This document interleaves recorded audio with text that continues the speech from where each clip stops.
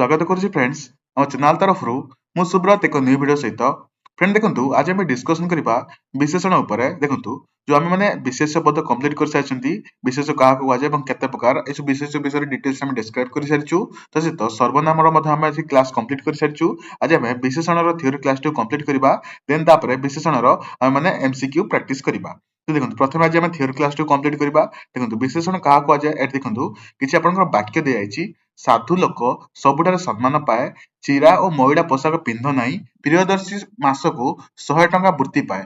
चतुर्थ वाक्य देखंतु बापा दिनकू लिटर दूध पियंती। फिफ्थ कहिछि श्वेतासी सप्तम श्रेणी रे पढ़े। देखंतु एठी आपनकर जो साधु चिरा और मइला मासकू जोटा 100 एटा आपनकर लिटर सप्तम एसबु आपण मानकर गोटे आपण मानकर कोन एसबु आपण मानकर गोटे होछि विशेषण पद। देखंतु ऊपर वाक्य गुड़िकर थिबा साधु पदटी लोकर गुण चिरा मइला पोशाकर अवस्था 100 टंका जोटा कि आपनकर संख्या को बुझौछि। लिटर कहले आपनकर परिमाण सप्तम कहले श्रेणी निर्दिष्टता प्रकाश करुछि। एथुर जणागला जे जेउ पद अन्य पदर गुण अवस्था संख्या परिमाण और निर्दिष्टता को प्रकाश करे ताको विशेषण पद बोली कहा जाय। तो आपण मा जदि नोट करछंती तो एई जो आपनकर रहिछि एई जो आपण लाइन टी को भलो भाबरे नोट कर रखंतु। एथुर जणागला जे जेउ पद अन्य पदर गुण अवस्था संख्या परिमाण और निर्दिष्टता को प्रकाश करे ताको विशेषण पद बोली कहा जाय। एटा आपण माने भलो भाबरे मन देई रखंतु। ता सहित आपनकर एमसीक्यू रे एटा मते क्वेश्चन टी आसीथिबो। देखंतु एणु वाक्य गुडी करथिबा साधु चिरा महिला 100 लिटर सप्तम पद गुडी होछि आपनकर विशेषण पद। तो वर्तमान आमे मान देखिबा विशेषण जो रहिछि आपनकर केते प्रकार रो। तो देखंतु प्रथमे एटा आपण देखंतु मुख्यतः विशेषण पद को नाम और भाव दृष्टि दुई श्रेणी विभक्त कराइछि। प्रथम आपनकर जो विभक्त करला केउ विशेष रे नाम और भावर दृष्टि दुई भाग रे विभक्त कराइछि। प्रथम रहिला नाम विशेषण तापर भाव विशेषण जोटा कि भाव प्रकाश करूछि आ गोटे नाम प्रकाश करूछि। सेति पई को आको दुईटी दृष्टि दुई भाग रे विभक्त करा जायछि। गोटे होछि नाम विशेषण गोटे भाग विशेषण। नाम विशेषण कोन होछि विशेष सर्वनाम पद को विशेषित करूथबा विशेषण को पद को नाम विशेषण बोली कहा जाय। विशेषर विशेषण सर्वनाम विशेषण संख्यावाचक विशेषण और पूर्णवाचक विशेषण नाम विशेषण अंतर्गत। देखंतु केउ जिंस आपन नाम विशेषण अंतर्गत एटा आपन मान एमसीक्यू रे आसुची। देखंतु जो आपनकर विशेषर विशेषण सर्वनाम विशेषण संख्यावाचक विशेषण पूर्णवाचक विशेषण एसब आपनकर नामवाचक विशेषण रे आसुची। तापर भाव विशेषण कोटा क्रिया को विशेषित करूथबा विशेषण पद को भाव विशेषण कहंती। जोटा कि विशेषण अव्यय वाक्य को विशेषित करूथबा पद जोटा कि विशेषण पद मध्य भाव विशेषण अंतर्भुक्त। ए आपण देखंतु ए जदि एग्जांपल देखिबे कार्य अवस्थित दृष्टि विशेषण पद एठी आपण देखंतु। प्रथमे आपण जानि रखंतु विशेषण पद काको कहला जाकू जोटा जेउ पदर नाम बा एठी आपण देखंतु। एणु कोन लागला जेउ पद अन्य पदर गुण अवस्था संख्या परिमाण और निर्दिष्ट प्रकाश करे ताको विशेषण पद बोली कहा जाय। आ विशेषण पद मुख्यतः दुई प्रकार गोटे होछि नाम आ भाव दृष्टि दुई प्रकार विभक्त कराइछि। गोटे होछि नाम विशेषण जोटा कि आपण मानकर नाम विशेषण कहले जोटा कि विशेषर विशेषण को बुझाए। जो सर्वनाम रो विशेषण जदि बुझौछि ताको आपण मानकर नाम विशेषण बोली नाम विशेषण रे जाउछि। संख्यावाचक विशेषण जदि आपण मानकर किछि अछि तो सेटा आपनकर नाम विशेषण रे जाउछि। पूर्णवाचक विशेषण मध्ये नाम विशेषण रे जाउछि। तापर भाव विशेषण जो रहिला क्रिया को जो जिंस आपनकर विशेषित करे ताको क्रिया विशेषण ए सब आपण मानकर केउथि अंतर्भुक्त एटा को आपण मानकर भाव जोटा कि विशेषण रे अंतर्भुक्त। तापर देखंतु एटा आपनकर कार्य अवस्थित दृष्टि विशेषण पद को विभिन्न भाग रे विभक्त कराला से गुडी को एटा आपण आलोचना करा जाय। देखंतु तो आपनकर कार्य अवस्थित दृष्टि एटा आपण विभिन्न प्रकार आपण मानकर विशेषण को विभक्त करा जायछि। बेसिकली एठी आपनकर पाकापकी 15 टी टाइप रे आपनकर एठी आपनकर भाग करा जायछि। प्रथमे आपनकर गुणवाचक विशेषण एटा आपनकर केउ बेसिस रे एटा आपण जानि देखंतु कार्य अवस्थित दृष्टि विभिन्न प्रकार एठी भाग करा जायछि। सेठी आपनकर थिला नाम आ आपण मानकर भाव दृष्टि एठी आपनकर कार्य अवस्थित दृष्टि एटा को आपण भलो भाबरे नोट कर रखंतु किबा मन देख रखंतु। कार्य अवस्थित दृष्टि देखंतु प्रथमे आपनकर गुणवाचक विशेषण जेउ विशेषण पद विशेष पदर गुण प्रकाश करे ताको गुणवाचक विशेषण बोली कहा जाय। गुणवाचक कोन जानले जो जेउ विशेषण पदटा और जो अन्य जो विशेष पदर गुण को प्रकाश करे ताको गुणवाचक विशेषण बोली कहा जाय। एहा को मध्य विशेषणर विशेषर विशेषण बोली कहा जाय। एग्जांपल देखंतु रक्त मंदार सुंदर वचन महत जन नील नयन पंडित लोक दयालु राजा ଯୋଉଟା କି ବିକାଶଶୀଳ ରାଷ୍ଟ୍ର, ଜନପ୍ରିୟ ନେତା, ମିଥ୍ୟାବାଦୀ ମଣିଷ, ଭୋକିଲା ଭିକାରୀ। ଏଇ ଯୋଉ ଆପଣ ଦେଖୁଥିବେ ରକ୍ତ ଆପଣଙ୍କର ଗୋଟେ ହଉଛି ଆପଣମାନଙ୍କର ଗୁଣବାଚକ ବିଶେଷ, ଯୋଉଟା କି ବିଶେଷର ଗୋଟେ ଗୁଣକୁ ବୁଝଉଛି। ମଧୁର ମଧ୍ୟ ଆପଣଙ୍କର ଗୋଟେ ଗୁଣବାଚକ ବିଶେଷ, କାହିଁକି ନା ବଚନର ଏଟା ଆପଣମାନଙ୍କର ଅବସ୍ଥାକୁ ଯୋଉଟା କି ଗୁଣକୁ ବୁଝଉଛି। ବଚନଟା କେଉଁ ପ୍ରକାର? ମଧୁର। ଯୋଉ ଆପଣମାନେ ନୀଳ ନୟନ, ନୟନ ଆଖିର ଯୋଉଟା କି ଆପଣମାନଙ୍କର ଗୁଣକୁ ବୁଝଉଛି। ନୀଳ ହଉଛି ତାର ଏଟା ଆପଣଙ୍କର ଗୁଣ। ପଣ୍ଡିତ ଲୋକ, ଏଇଟା ଆପଣଙ୍କର ଯୋଉ ଲୋକର ଏଇଟା ଆପଣମାନଙ୍କର ଗୁଣକୁ ବିଷଉଛି। କେଉଁ ପ୍ରକାର ଲୋକ? ଏଇଟା ହଉଛି ପଣ୍ଡିତ ଲୋକ। ତ ଏଇଟା ଆପଣମାନଙ୍କର ଗୁଣବାଚକ ବିଶେଷ ବୋଲି କୁହାଯାଏ। ତାପରେ ଦେଖନ୍ତୁ ଅବସ୍ଥାବାଚକ ବିଶେଷଣ। ଏଇଟା ଆପଣ ଭଲ ଭାବରେ ନୋଟ୍ କରିଦିଅନ୍ତୁ। ଯେଉଁମାନେ ନୋଟ୍ କରୁଛନ୍ତି ତ ମତେ ନିଶ୍ଚୟ ଆପଣମାନେ ଗ୍ରୁପରେ ଆପଣମାନେ ଚାହିଁଲେ ମତେ ପୋଷ୍ଟ କରିପାରିବେ କି ଆପଣମାନେ ଏଇଭଳି ଭାବରେ ନୋଟ୍ କରିଛୁ। ଯେଉଁମାନେ ଭଲ ଭାବରେ ସୁନ୍ଦର ଭାବରେ ନୋଟ୍ କରୁଛନ୍ତି, ଯଦି ସେମାନେ କିଛି ଭଲ ଜିନିଷ କରି ନୋଟ୍ କରୁଛନ୍ତି ତ ଆପଣମାନେ ଗ୍ରୁପରେ ଚାହିଁଲେ ମଧ୍ୟ ଆମର ହ୍ୱାଟ୍ସଆପ ଗ୍ରୁପରେ ମଧ୍ୟ ପ୍ରୋଭାଇଡ କରିଦେଇପାରିବେ, ଯାହାଦ୍ୱାରା ଅନ୍ୟ ପିଲାମାନଙ୍କର ମଧ୍ୟ କିଛିଟା ହେଲ୍ପ ହେଇଯିବ। ତାପରେ ଦେଖନ୍ତୁ ଅବସ୍ଥାବାଚକ ବିଶେଷଣ। ଅବସ୍ଥାବାଚକ ବିଶେଷଣ କହିଲେ କାହାକୁ ବୁଝାଏ?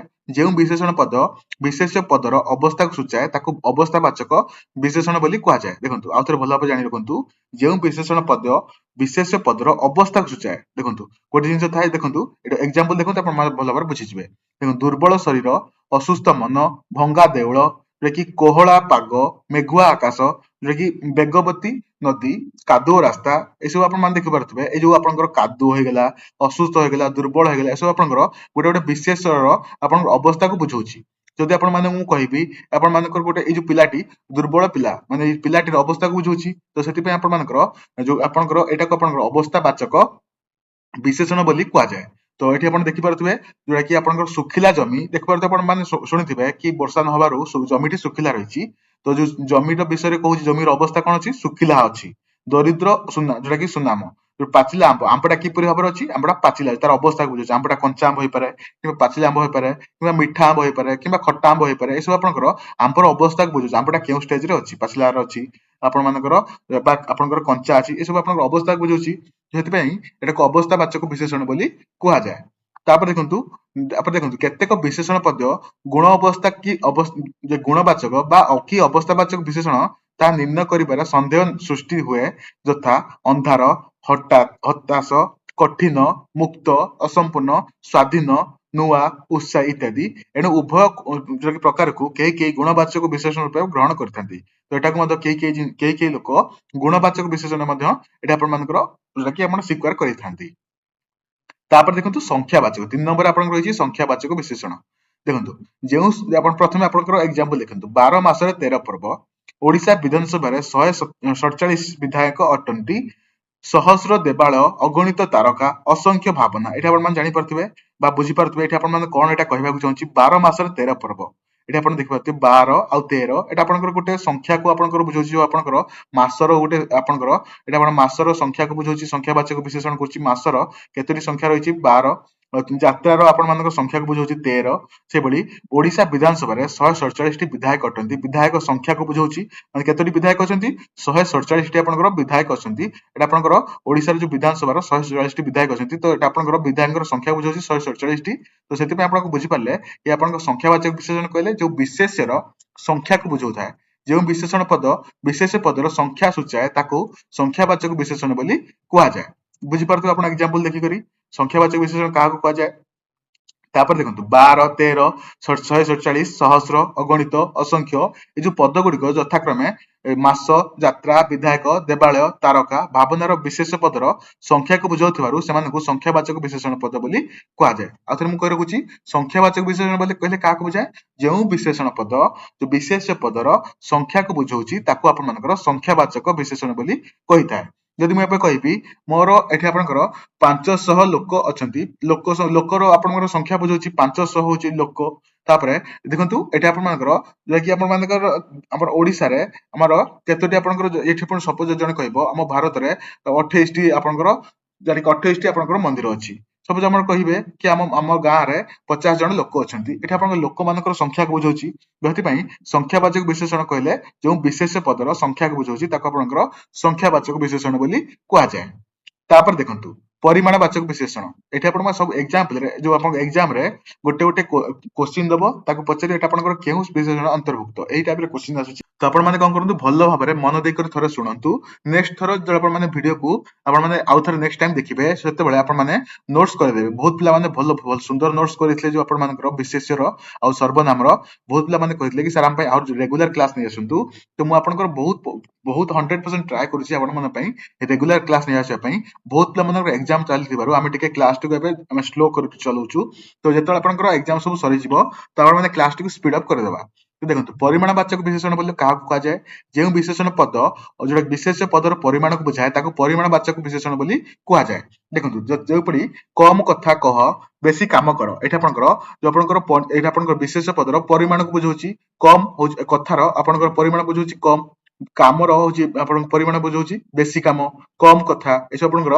परिमाण बुझौतिबारु ताको आपनकर परिमाणवाचक विशेषण बोली कहा जाय देखंतु बहुत लोक जही मिली अवश्य उपयोगी करी एटा आपनकर लोकंकर जो परिमाण सुझौची बहुत लोक सेही परी अल्प धन धनर आपण मानकर जो परिमाण बा क्वांटिटी को बुझौची अल्प धन जदि आपण मान देखिबे मो पाखरे 50 टी आपनकर एठी 50 टी चॉकलेट अछि जो एठी आपनकर चॉकलेट संख्या को बुझौची तो सेटा संख्यावाचक विशेषण हेगला यदि मो कहिबी कि मो पाखरे अल्प चॉकलेट अछि तो अल्प हेगला आपण मानकर परिमाणवाचक केते आपनकर अछि बा अल्प अछि देखि अल्प अमाप शक्ति बोझे आंबर परिमाण को बुझौची बोझे अछि जेटा को कहा जाय परिमाणवाचक विशेषण देखंतु एटा आपण मानकर जो देखंतु कला अक्षर पद गुडी यथाक्रमे कथा काम लोक धन शक्ति आंब विशेषण पदर परिमाणवाचक विशेषण अन्य उदाहरण होची पोसे टोपाए आंजुलाए मुहूर्ते प्रभुत प्रचुर पोस्ताए हेक्टरे सामान्य ढोके एसब आपण मानकर परिमाणवाचक विशेषण तापर देखंतु पूर्णवाचक विशेषण का कहा जाय पूर्णवाचक विशेषण कहले जेउ विशेषण पद संख्यारु निष्पन्न होई संख्यार क्रमिक जोटा कि क्रमिकता प्रकाश करबा सहित विशेष पदर निर्दिष्टता प्रकाश करे ताको पूर्णवाचक विशेषण कहंती देखंतु जो पूर्णवाचक विशेषण का कहा जाय ऑप्शन प्रथम आपण एग्जांपल देखि रखंतु पंच पांडवଙ୍କ ମଧ୍ୟରେ सहदेव पंचम पांडव अटंती ताको राकेश मैट्रिक परीक्षा रे प्रथम श्रेणी रे उत्तीर्ण होईची एटा आपण देखंतु एबे एबे आपण एटा पढंतु जेउ विशेषण पद संख्यारु निर्दिष्ट होई संख्यार क्रमिकता प्रकाश करबा सहित विशेष पदर निर्दिष्टता प्रकाश करे ताको पूर्णवाचक विशेषण बोली कहा जाय एटा आपण गोटे पूर्ण कर दोची संख्या को देखंतु वर्ड माने आपण लाइन को देखंतु एटा पंच पांडव एटी ऑलरेडी आपण मानकर गोटे आपनकर विशेषण पद याथ्रु एथिरु गोटे जिंस एटी आपनकर बाहर गला जोटा कि आपण मानकर जो कि पंचम किए अछंती सहदेव पंचम अटंती तो सेति पई एटा आपनकर कोन हेला जोटा कि ए जो पंचम एटा आपनकर पूर्ण कर दिला आपण मानकर विशेषण पद एटा आपनकर गोटे पूर्णवाचक विशेषण पद काहे कि ना एटी जो पंचमटा आपनकर पंच पांडवकर निर्दिष्ट करी कहला कि पंचम जगह रे सहदेव अछि से भली राकेश मैट्रिक परीक्षा रे प्रथम श्रेणी रे उत्तीर्ण होईची देखो मैट्रिक परीक्षा से उत्तीर्ण होईची किंतु केउ श्रेणी रे एटा आपनकर उद्दिष्ट करला कि प्रथम श्रेणी रे माने पर्टिकुलर आपनकर जो आपनकर पर्टिकुलर ए जो एटा मन कहितला कि पंचम श्रेणी रे तो ए टाइप रे आपण माने जानि परछि पूर्णवाचक संख्या जोटा कि सब लाइन टिकु पूर्ण कर दोची बाकी टिकु पूर्ण करछि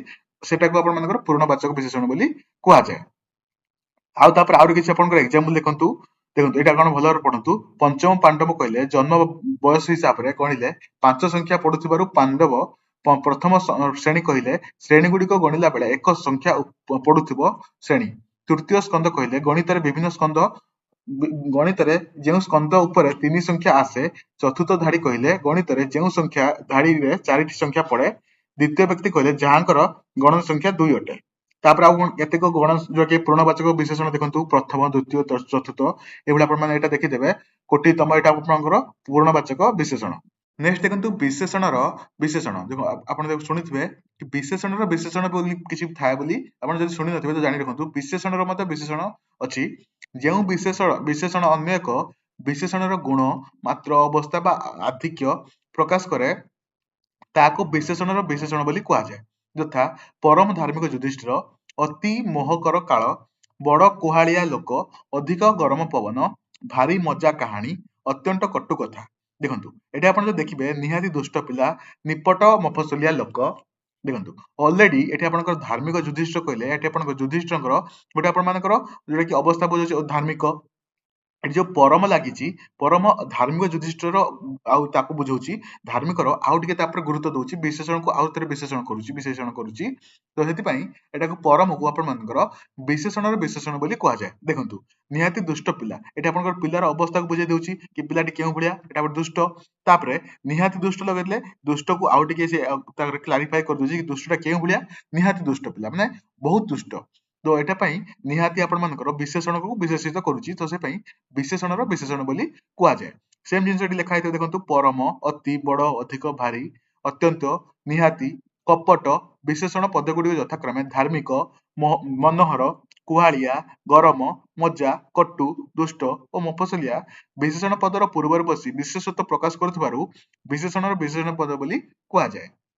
ମୁଁ ଅଲରେଡି ଆପଣଙ୍କୁ ବୁଝେଇଦେଲି।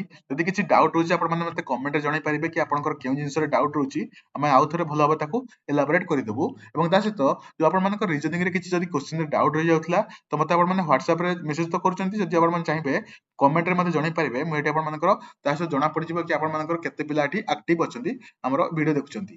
ତାପରେ ଦେଖନ୍ତୁ, କ୍ରିୟା ବିଶେଷଣ କହିଲେ କାହାକୁ ବୁଝାଏ? କ୍ରିୟା ବିଶେଷଣ କଣ? ଯେଉଁ ବିଶେଷଣ ପଦ କ୍ରିୟା ପଦକୁ ବିଶେଷିତ କରେ ତାକୁ ବା ଅଥବା କ୍ରିୟାର ଗୁଣ ଅବସ୍ଥା ପ୍ରକାଶ କରେ ତାକୁ କ୍ରିୟା ବିଶେଷଣ ବୋଲି କୁହାଯାଏ। ଦେଖନ୍ତୁ, ବୁଢା ଧୀରେ ଚାଲୁଛି, ନିଆଁ ହୁତୁ ହୁତୁ ଜଳୁଛି, ପିଲାଟି ଜୋରରେ କାନ୍ଦୁଛି, ତୁମେ ତୁମେ ଅସଲ ଯାହାକି ସହଳ ଆସିବ, ଦୀପ ମିଞ୍ଜି ମିଞ୍ଜି ଜଳୁଛି, ପବନ ମନ୍ଦ ମନ୍ଦ ବହୁଛି, ହରିଣ ଚଞ୍ଚଳ ଦୌଡ଼ି ପାରେ, ସମୁଦ୍ର ଘୁ ଘୁ ଗର୍ଜୁଛି। ଦେଖନ୍ତୁ, ଯୋଉ ବୁଢା ଧୀରେ ଚାଲୁଛି, ଆଉ ଟିକେ ତାକୁ ବିଶେଷିତ କରୁଛି କିଏ? ଧୀରେ। ଦେଖନ୍ତୁ, ବୁଢାଟା ଚାଲୁଛି କିପରି? ଧୀରେ।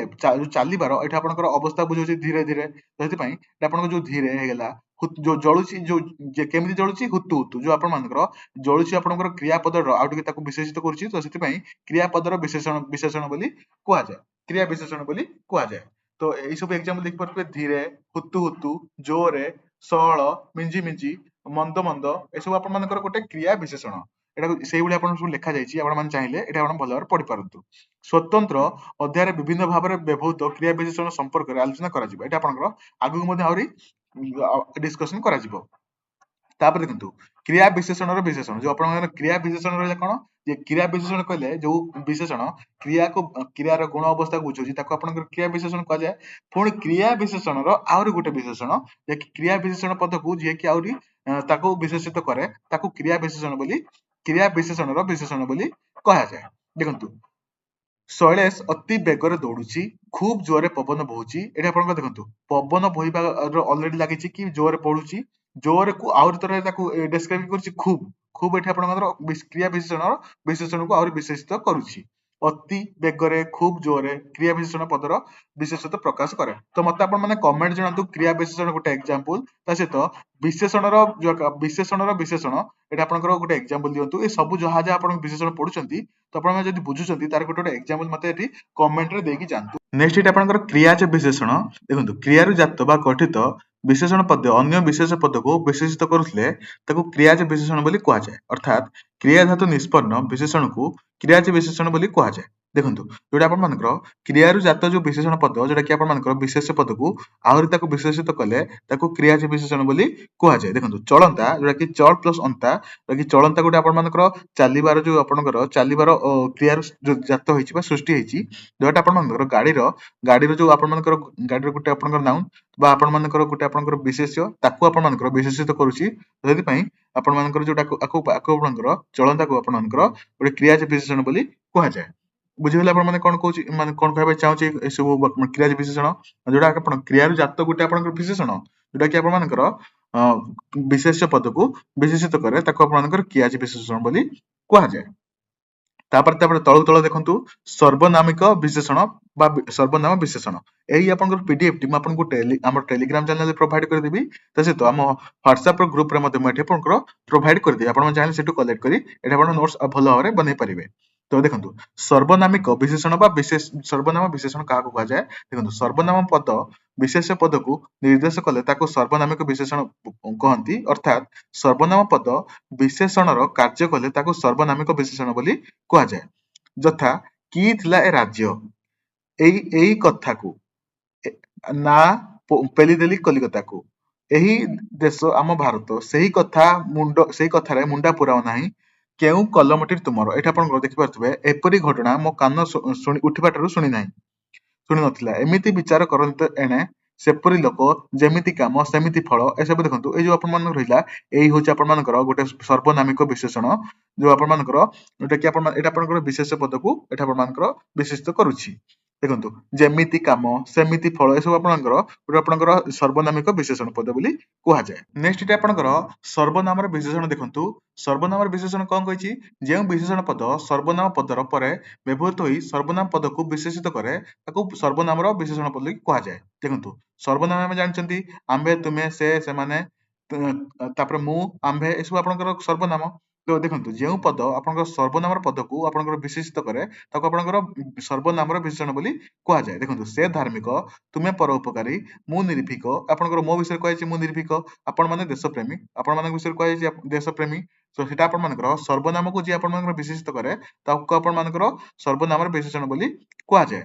ତାପରେ ଦେଖନ୍ତୁ ଅବୟର ବିଶେଷଣ। ଯେଉଁ ବିଶେଷଣ ପଦ ଅବୟ ପଦକୁ ବିଶେଷିତ କରେ ତାକୁ ଅବୟର ବିଶେଷଣ ବୋଲି କୁହାଯାଏ। ଯେପରିକି ଜଗନ୍ନାଥ ଦାସ ସ୍ୱପ୍ନରେ ଦେଖିଲେ ଠିକ ଯେମିତି ନିଜେ ଜଗନ୍ନାଥ ତାଙ୍କ ସାମ୍ନାରେ ଠିଆ ହୋଇଛନ୍ତି। ପୁଅଟି ଅବିକଳ ତା ବାପା ପରି। ଏଠି ଆପଣଙ୍କର ଅବୟର ବିଶେଷଣ କହିଲେ କଣ ବୁଝେ? ଯେଉଁ ବିଶେଷଣ ପଦ ଅବୟ ପଦକୁ ବିଶେଷିତ କରେ ତାକୁ ଅବୟର ବିଶେଷଣ ବୋଲି କୁହାଯାଏ। ଏହି ଦୁଇଟି ବାକ୍ୟରେ ଠିକ ପଦଟି ଯେମିତି ଅବୟ ପଦ ଏବଂ ଅବିକଳ ପଦଟି ପରି ବ୍ୟବହୃତ ଅବୟର ପଦ ବିଶେଷିତ ବୁଝାଉଥିବାରୁ ସେଗୁଡିକୁ ଅବୟର ବିଶେଷିତ ବୋଲି କୁହାଯାଏ। ଦେଖନ୍ତୁ ଯୋଉ ଅବିକଳଟା ଏଟା ଆପଣଙ୍କର ପୁଅଟି ଅବିକଳ ତା ବାପା ପରି ହେଇଛି। ଦେଖନ୍ତୁ ଏଇ ଯୋଉ ଆପଣଙ୍କର ଆଉଥରେ ଭଲ ଭାବରେ ପଢନ୍ତୁ। ଜଗନ୍ନାଥ ଦାସ ସ୍ୱପ୍ନରେ ଦେଖିଲେ ଠିକ ଯେମିତି ନିଜେ ଜଗନ୍ନାଥ ତାଙ୍କ ସମ୍ମୁଖରେ ଠିଆ ହୋଇ କହୁଛନ୍ତି। ଦେଖନ୍ତୁ ଠିକ ଏଟା ଆପଣମାନଙ୍କର ଯୋଉଟା ରହିଛି ଏଟା ଆପଣଙ୍କର ପଦଟି ଯେମିତି ଯୋଉ ଆପଣଙ୍କର ଅବୟ ପଦର ଏବଂ ଅବିକଳ ପଦଟି ପରି ଆପଣଙ୍କର ଅବୟ ପଦର ବିଶେଷତ୍ୱ ବୁଝାଉଥିବାରୁ ଏଟା ଆପଣଙ୍କର ଅବୟର ବିଶେଷଣ ବୋଲି କୁହାଯାଏ। ଯୋଉ ଠିଆ ଯୋଉଟା ଆପଣଙ୍କର ଠିକ ଯେମିତି ଏଠି ଠିକ ଆଉ ଯେମିତି ଆପଣମାନଙ୍କର ଠିକ ଆଉ ଯେମିତି ଅବୟ ପଦର ବିଶେଷିତ କରୁଥିବାରୁ ତାକୁ ଆପଣମାନଙ୍କର ଅବୟର ବିଶେଷଣ ବୋଲି କୁହାଯାଏ। ତାପରେ 13 ନମ୍ବର ଦେଖନ୍ତୁ ବାକ୍ୟର ବିଶେଷଣ। ଯେଉଁ ବିଶେଷଣ ପଦ ଗୋଟିଏ ବାକ୍ୟର ଅର୍ଥକୁ ବିଶେଷିତ କରେ ତାକୁ ବାକ୍ୟର ବିଶେଷଣ ବୋଲି କୁହାଯାଏ। ନିଶ୍ଚୟ ମୁଁ ଏ ବର୍ଷ ରାମେଶ୍ୱର ଯିବି। ଏଟା ଆପଣଙ୍କର ମୁଁ ଏ ବର୍ଷ ରାମେଶ୍ୱର ଯିବି ଏହି ଯୋଉ ବାକ୍ୟଟି ରହିଛି ୟାକୁ ଆପଣଙ୍କର ବିଶେଷିତ କିଏ କରୁଛି? ନିଶ୍ଚୟ। ଏଠି ନିଶ୍ଚୟ ବାକ୍ୟଟି ନିଶ୍ଚୟ ଆପଣମାନ ଯୋଉ ଶବ୍ଦଟି ଏଟା ଆପଣଙ୍କର ବାକ୍ୟର ଯୋଉ ଆପଣ ଗୋଟେ ବାକ୍ୟ ଯୋଉ ମୁଁ ଏ ବର୍ଷ ରାମେଶ୍ୱର ଯିବି ଏ ବାକ୍ୟର ଆପଣଙ୍କର ମହତ୍ୱକୁ ବୁଝଉଛି ବା ଆପଣମାନଙ୍କର ବିଶେଷିତ କରୁଛି ତାକୁ ପାଇଁ ନିଶ୍ଚୟଟା ଆପଣମାନଙ୍କର ଗୋଟେ ବାକ୍ୟର ବିଶେଷଣ। ସେହିପରି ସତେ ଭାରତ ହକିରେ ପୂର୍ବ ଗୌରବ ଫେରି ପାଇବ। ଏଇ ଯୋଉ ସତ୍ୟଟି ଆପଣଙ୍କର ଭାରତ ହକିରେ ପୂର୍ବ ଗୌରବ ଫେରି ପାଇବ ଏଇ ଯୋଉ ପଦଟିକୁ ବିଶେଷିତ କରୁଛି। ଯଦି ଆପଣମାନଙ୍କର ସତ୍ୟ ହଉଛି ଆପଣମାନଙ୍କର ବାକ୍ୟର ବିଶେଷଣ। ନେକ୍ସଟ ତାପରେ ଦେଖନ୍ତୁ ଏଟା ଆପଣମାନଙ୍କୁ ତୁଳନାତ୍ମକ ବିଶେଷଣ କାହାକୁ କୁହାଯାଏ? ତୁଳନାତ୍ମକ ବିଶେଷଣ କାହାକୁ କୁହାଯାଏ? ଦୁଇ ବା ତତୋଧିକ ବିଶେଷ୍ୟ ପଦ ମଧ୍ୟରେ ତୁଳନା କରିବା ପାଇଁ ଯେଉଁ ବିଶେଷଣ ପଦ ବ୍ୟବହୃତ ହୁଏ ତାକୁ ତୁଳନାତ୍ମକ ବିଶେଷଣ ବୋଲି କୁହାଯାଏ। ଯଥା ରାମ ହରିଠାରୁ ଉଚ୍ଚତାରେ କ୍ଷୁଦ୍ରତର, ପୂର୍ଣ୍ଣେନ୍ଦୁ ଶ୍ରେଣୀରେ କ୍ଷୁଦ୍ରତମ ବାଳକ, ବିନ୍ଧ୍ୟ ପର୍ବତ କପିଳାସ ଠାରୁ ଉଚ୍ଚତର, ହିମାଳୟ ପୃଥିବୀର ଉଚ୍ଚତମ ପର୍ବତ। ଏଠି ଦେଖନ୍ତୁ ଏଟା ଆପଣଙ୍କର ଏଇ ଦୁଇଟି ଯୋଉ ରାମ ଓ ହରି ଭିତରେ କମ୍ପେୟାର କରିବା ପାଇଁ ଏଟା ଆପଣଙ୍କର ଯୋଉ କ୍ଷୁଦ୍ରତର ଏଇଟା ରହିଛି ରାମ ହରି ଠାରୁ ଉଚ୍ଚତାରେ କ୍ଷୁଦ୍ରତର। ଏଇ ଯୋଉ କ୍ଷୁଦ୍ରତରଟା ରାମ ଓ ହରିର ଭିତରେ ଯୋଉ ଆପଣଙ୍କ ତୁଳନାତ୍ମକ ପାଇଁ ବ୍ୟବହୃତ ହଉଛି ସେଥିପାଇଁ ତାକୁ ତୁଳନାତ୍ମକ ବିଶେଷଣ ବୋଲି କୁହାଯାଏ। ସେହିପରି ଏସବୁ ବାକ୍ୟକୁ ଆପଣ ଭଲ ଭାବରେ ପଢି ଦିଅନ୍ତୁ। ସଂଖ୍ୟାଗରିଷ୍ଠ ମତ ଗଣନାତ୍ମକ ସବଳ ଓ ସଫଳ ଅଟେ। ସଂଖ୍ୟା ଗରିଷ୍ଠ ମତ ଗଣତନ୍ତ୍ରକୁ ସବଳ ଓ ସଫଳ କରେ। ଏଠି ଆପଣଙ୍କର ସବଳ ଆଉ ସଫଳ ବିଷୟରେ କହିଛି ସେ ପାଇଁ ଗରିଷ୍ଠ ହଉଛି ଆପଣଙ୍କର ଏଠି ଯୋଉଟା କି ଆପଣମାନଙ୍କର ତୁଳନାତ୍ମକ ବିଶେଷଣ। ଦେଖନ୍ତୁ ହିମାଳୟ ପୃଥିବୀର ଉଚ୍ଚତମ ପର୍ବତ। ଯୋଉ ପର୍ବତ ସବୁ ପର୍ବତ ରହିଛି ତା ଭିତରୁ ହିମାଳୟ ଯୋଉ ପୃଥିବୀରେ ଉଚ୍ଚତମ ଏଇ ଉଚ୍ଚତମ ହଉଛି ଆପଣମାନଙ୍କର ତୁଳନାତ୍ମକ ବିଶେଷଣ। ତାପରେ ଦେଖନ୍ତୁ ଏଠି ଆପଣମାନଙ୍କର ତୁଳନାତ୍ମକ ବିଶେଷଣ କିଛି ଏକ୍ସାମ୍ପଲ ରହିଛି। ମଧୁର ମଧୁରତା, ସୁନ୍ଦର ସୁନ୍ଦରତା, ଚତୁର ଚତୁରତା, ନିକଟ ନିକଟତର, ବୃହତ ବୃହତ୍ତର ଏସବୁ ଆପଣ ଭଲ ଭାବରେ ପଢି ଦିଅନ୍ତୁ। ତର ପ୍ରତ୍ୟୟ ଯୁକ୍ତ ହେଇଛି। ମଧୁର ମଧୁରତର, ମଧୁରତମ ଏଠି ଆପଣଙ୍କର ଯୋଉ ଆପଣମାନଙ୍କ ତୁଳନାତ୍ମକ ଆପଣମାନେ ପଢିଥିବେ ସୁପରଲେଟିଭ କମ୍ପାରେଟିଭ ଯୋଉଟା କି ଆପଣମାନଙ୍କର ରହିଛି ଏଇ ଟାଇପରେ ଦୁଇଟି ମଧ୍ୟରେ ତୁଳନାତ୍ମକ ଅନେକଙ୍କ ମଧ୍ୟରେ ହେଲେ ମଧୁରତର ମଧୁରତମ ମଧୁରତର ହେଲେ ଦୁଇ ଜଣଙ୍କ ଭିତରେ କଥା କୁହାଯାଇଛି। ଦେଖନ୍ତୁ ଯୋଉ ଆପଣଙ୍କର ସୀତା ଓ ଗୀତା ମାନେ ସୀତା ଓ ଗୀତା ମଧ୍ୟରେ ସୀତାର ସ୍ୱର ମଧୁରତର। ଏଠି ଆପଣ ଯଦି କହିଯିବେ ତୁମ ମାନଙ୍କ ମଧ୍ୟରୁ ସୀତାର ସ୍ୱର ସବୁଠାରୁ ମଧୁରତମ। ମଧୁରତମ ଏଠି ଲାଗିବ ବହୁତ ଲୋକଙ୍କ ଭିତରେ ଆପଣଙ୍କର ଦୁଇଟି ଲୋକଙ୍କ ଭିତରେ କଥା ହେଲେ ମଧୁରତର ଲାଗିବ ବା ତର ପ୍ରତ୍ୟୟ ଯୁକ୍ତ ହେବ। ତ ଆପଣମାନେ ଭଲ ଭାବରେ ଦେଖନ୍ତୁ ଗୁରୁ ଗୁରୁତର ଗୁରୁତମ। ଦେଖନ୍ତୁ ଦୁଇଟି ବାଇକ ଆକ୍ସିଡେଣ୍ଟରେ ଜଣେ ଗୁରୁତର ହେଇଛି ଆଉ ଆପଣ କୁହାଯିବ ଗାଡି ଗୁଡିକ ବାଡେଇ ହେଇକରି ଜଣେ ଗୁରୁତମ ଅବସ୍ଥାରେ ତାକୁ ମେଡିକାଲ ନିଆଗଲା। ତ ଆପଣମାନେ ଶୁଣିଥିବେ ଏସବୁ ନ୍ୟୁଜରେ ଆପଣମାନେ ଭଲ ଭାବରେ ଶୁଣିଥିବେ, ଦୁଇଟି ଗାଡି ମଧ୍ୟରେ ହେଲେ ସେ ତର ଲଗେଇବ, ବହୁତ ସାରା ଯୋଉ ଆପଣଙ୍କ ସଂଖ୍ୟା ଭିତରେ ହେଲେ ତମ ଲଗାଯାଏ। ତାପରେ ଦେଖନ୍ତୁ ଉଚ୍ଚତର, ଉଚ୍ଚତମ। ହିମାଳୟ ଆପଣମାନେ ଦେଖିପାରୁଥିବେ ହିମାଳୟ ଓ ବିନ୍ଧ୍ୟ ମଧ୍ୟରେ ହିମାଳୟ ଉଚ୍ଚତର। ଆଉ ଆପଣ ଦେଖୁଥିବେ ଯଦି ହିମାଳୟ ଓ ଭାରତର ଯୋଉଟା କି ପର୍ବତ ମାନଙ୍କ ମଧ୍ୟରେ ଉଚ୍ଚତମ, ତ ଆପଣମାନେ ବହୁତ ସାରା ପର୍ବତ ବିଷୟରେ କହିଲେ ତମ ୟୁଜ ହୁଏ, ଦୁଇଟି ଭିତରେ କହିଲେ ତର ୟୁଜ ହୁଏ। এটা ଆପଣମାନେ ଦେଖିଲେ। ତାପରେ ଏଇ ସେଇପରି ଆପଣ ମୂଳ ବିଶେଷଣ ଦେଖନ୍ତୁ, ଏଟା ଆପଣଙ୍କର ଯୋଉଟା କି ଗୁରୁ, ଗୁରିଆନ, ଗରିଷ୍ଠ ଏସବୁ ଭଲ ଭାବରେ ପଢି ଦିଅନ୍ତୁ। ପଢି ଦେଇକରି ବହୁତ ଜାଗାରେ ଯେମିତି ଭାବରେ ୟୁଜ ହେଇପାରିବ ସେମିତି ଆପଣଙ୍କୁ ୟୁଜ କରାଯିବ। ଆମେ ଯେବେ ଆଗକୁ ନିଶ୍ଚୟ ଏଠି ଦେଖିବା। ଦେଖନ୍ତୁ ବିଧେୟ ବିଶେଷଣ କାହାକୁ କୁହାଯାଏ? ବିଶେଷଣ ପଦ ବିଶେଷ ପଦ ପରେ ବ୍ୟବହୃତ ହୋଇ ହେଲେ ତାକୁ ବିଧେୟ ବିଶେଷଣ କୁହାଯାଏ। ଦେଖନ୍ତୁ ବିଶେଷଣ ପଦ ବିଶେଷ ପଦର ପରେ ବ୍ୟବହୃତ ହେଲେ ତାକୁ ବିଧେୟ ବିଶେଷଣ ବୋଲି କୁହାଯାଏ। ଯୋଉ ଆପଣଙ୍କର ଦେଖନ୍ତୁ ରାମଚନ୍ଦ୍ର ପ୍ରଜାନୁରଞ୍ଜକ ଓ ସତ୍ୟପାଳ ଥିଲେ। ଦେଖନ୍ତୁ ବିଧେୟ ବିଶେଷଣ କାହାକୁ କୁହାଯାଏ? ରାମଚନ୍ଦ୍ର ପରେ ଏଇ ଯୋଉ ଆପଣଙ୍କର ବିଶେଷଣ ପଦଟି ୟୁଜ ହେଇଛି, ତ ସେଥିପାଇଁ ଆପଣ ବିଧେୟ ବିଶେଷଣ ବୋଲି କୁହାଯାଏ। ଗାଡିରେ ତେଲ ଅଳ୍ପ ଅଛି, ଯୋଉ ଅଳ୍ପଟା ଆପଣମାନଙ୍କର ଗାଡିର ଅଳ୍ପ, ଯୋଉ ଗାଡିର ତେଲ କଥା କହୁଛି, ତ ସେଥିପାଇଁ ଏଟା ଆପଣମାନଙ୍କର ଯୋଉଟା କି ଆପଣମାନଙ୍କର ଏଟା ଆପଣଙ୍କର ଗୋଟେ ବିଧେୟ ବିଶେଷଣ। ତ ଏଟା ଆପଣମାନଙ୍କର ଥିଲା ବିଶେଷଣ ପଦ ଉପରେ ଡିଟେଲ୍ସ ଟି। ଯଦି ଆପଣଙ୍କର କିଛି କ୍ୱାରି ରହୁଛି ତ ମତେ ନିଶ୍ଚୟ ଏଠି କମେଣ୍ଟ ଜଣେଇ ପାରିବେ। ଆଉ ଆପଣଙ୍କର ଏଇ ବାକି ଯୋଉ କିଛି ଜିନିଷ ରହିଛି ବିଶେଷ ପଦ ଷଷ୍ଠୀ ବିଭକ୍ତି ଯୁକ୍ତ ହେଲେ ଅନ୍ୟ ବିଶେଷ ପଦକୁ ବିଶେଷିତ କରିଥାଏ, ଯଥା ଯାହାକି ଗଳାର ମାଳି, ସୁଖର ସମୟ, ମନର ବେଦନା, ଏସବୁ ଆପଣଙ୍କର ଷଷ୍ଠୀ ବିଭକ୍ତି ଯୁକ୍ତ ହେଇକିରି ବିଶେଷ ପଦ ହେଇଛି। ଏସବୁ ଆପଣମାନଙ୍କର ଭଲ ଭାବରେ ମନ ଦେଇ ପଢି ଦିଅନ୍ତୁ। ପଢିଲା ପରେ ଆପଣମାନେ ବୁଝିଯିବେ କି ଆପଣଙ୍କର 15 ଭାଗରେ ବିଭକ୍ତ କରାଯାଇଛି। ଏଟା ଆପଣଙ୍କର ଯୋଉ ପ୍ରଥମେ ଆପଣଙ୍କର 2 ଭାଗରେ ବିଭକ୍ତ କରାଯାଇଥିଲା ବିଶେଷଣ ପଦକୁ, ତାପରେ ଏଟା ଆପଣମାନଙ୍କର ବିଶେଷଣ ପଦକୁ 15 ଭାଗରେ ବିଭକ୍ତ କରାଯାଇଛି, ଯୋଉଟା କି ଆପଣମାନଙ୍କର ପ୍ରଥମେ ଆମର ନାମ ଆଉ ବିଶେଷଣ ଭାବରେ ନାମ ଭାବ ବିଶେଷଣ ଭାବରେ ବିଭକ୍ତ କରାଯାଇଥିଲା, ବଟ୍ କାର୍ଯ୍ୟ ଅବସ୍ଥିତି ଦୃଷ୍ଟିରୁ ଆକୁ ଆପଣଙ୍କର 15 ଭାଗରେ ବିଭକ୍ତ କରାଯାଇଛି। ଏଟା ଆପଣମାନଙ୍କର ଯୋଉଟା କି ଆପଣଙ୍କ ବିଶେଷଣ ପଦର ଡିଟେଲ୍ସ ମୁଁ ଏଠି ଆପଣଙ୍କୁ ଡେସ୍କ୍ରାଇବ କରିଦେଇ ଥିଓରି କ୍ଲାସଟି। ଯଦି ଆପଣଙ୍କର କିଛି କ୍ୱାରି ଥାଏ ତ ମୋତେ ନିଶ୍ଚୟ କମେଣ୍ଟ ଜଣେଇବେ, ତ ମୁଁ ଟ୍ରାଏ କରିବି ଆପଣଙ୍କର କ୍ୱାରିଟିକୁ ସଲ୍ଭ କରିବା ପାଇଁ। ନେକ୍ସଟ ଭିଡିଓରେ ଏହାର କ୍ୱେଶ୍ଚିନ୍ ସବୁ ଡିସ୍କସନ କରିବା। ତା ସହିତ ଆମର ରିଜନିଂ ରେ ଯୋଉ ଆପଣମାନେ ନମ୍ବର ସିରିଜର କ୍ୱେଶ୍ଚିନ୍ ସବୁ ଷ୍ଟାର୍ଟ ହେଇସାରିଲାଣି, ଯଦି ଆପଣମାନେ ତାକୁ ଦେଖୁନାହାନ୍ତି ନିଶ୍ଚୟ ଦେଖି ରଖନ୍ତୁ, ସବୁ ବହୁତ ସାରା ଆପଣମାନଙ୍କ ପାଇଁ ହେଲ୍ପଫୁଲ ରହିବ। ତ ଫ୍ରେଣ୍ଡ ନେକ୍ସଟ ଭିଡିଓରେ ଆପଣଙ୍କ ସହିତ ଦେଖା ହବ। ସେଥି ପର୍ଯ୍ୟନ୍ତ ଟେକ୍ କେୟାର ଏଣ୍ଡ ବାଏ।